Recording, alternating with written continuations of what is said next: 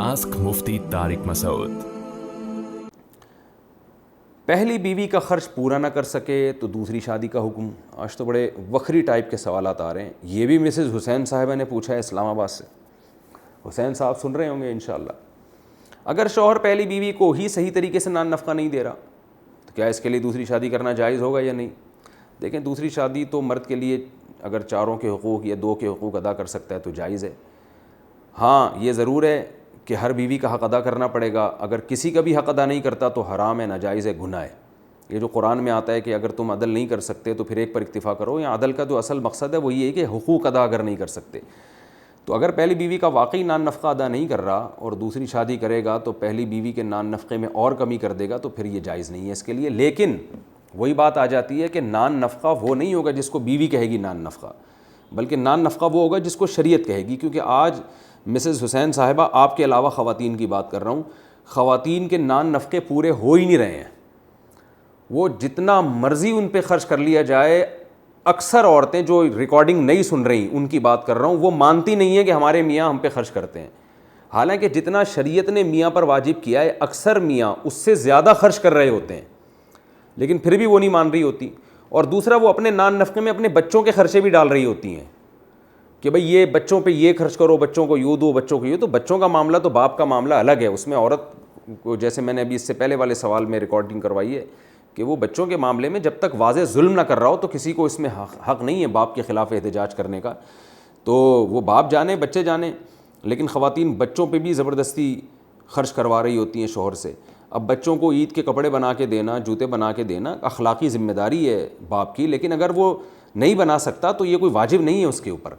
تو اس لیے اس طرح کے خرچے بھی بہت زیادہ بعض خواتین کروا رہی ہوتی ہیں۔ تو اصول تو یہی ہے کہ پہلی بیوی کا نان نفقہ اگر ادا نہیں کر سکتا تو دوسری شادی کیسے اس کے لیے جائز ہوگی، کیونکہ وہ تو اس کا بھی حق ضائع ہوگا، بیوی کا حق ضائع ہوگا۔ لیکن اس سے مراد وہ نان نفقہ ہے جو شریعت نے واجب قرار دیا ہے، وہ نان نفقہ نہیں ہے جو آج بعض خواتین شوہروں سے مانگ مانگ کے اس بیچارے کو آدھا بنایا ہوا انہوں نے، اور بالآخر وہ کچھ دنوں کے بعد غائب ہو جاتا ہے۔ کیا شریف شوہر بیوی سے دبا رہتا ہے؟ حامد رضا پاک پتن، کیا یہ حدیث ہے کہ عزت دار آدمی بیوی سے دبا ہوا رہتا ہے اور عورت پر روب سوائے کمینے آدمی کے کسی کا نہیں ہوتا؟ اس کی وضاحت فرماتے ہیں۔ جی، حدیث میں آتا ہے، آپ صلی اللہ علیہ وسلم نے ارشاد فرمایا، یغلبن الکریم ولا یغلب علیہن الا اللئیم، کہ جو عزت دار آدمی ہے اس پر بیوی غالب آ جاتی ہے اور جو کمینے لوگ ہیں وہ بیوی پہ غالب آ جاتے ہیں۔ تو حدیث کا مفہوم، پورا صحیح مفہوم دوسری حدیث کی روشنی میں یہ ہے کہ جو بہت ہی کمینے درجے کا آدمی ہوتا ہے وہ 100% عورت کو ایسے قابو میں رکھتا ہے کہ ذرا بھی اس کو ٹس سے مس نہیں ہونے دیتا، بالکل اس کی اپنی پرسنل لائف ہی ختم کر دیتا ہے بیچاری کی، تو ایسے بالکل ریموٹ کنٹرول کی طرح اس کو چلاتا ہے۔ تو یہ انسان کے کمینے ہونے کی معذرت کے ساتھ یعنی دلیل ہے کہ بھائی تھوڑا سا اپنے اختیارات کا ہر وقت فائدہ اٹھانا اور چنگیز خان بن کے رہنا یہ کوئی اچھا کام نہیں ہے۔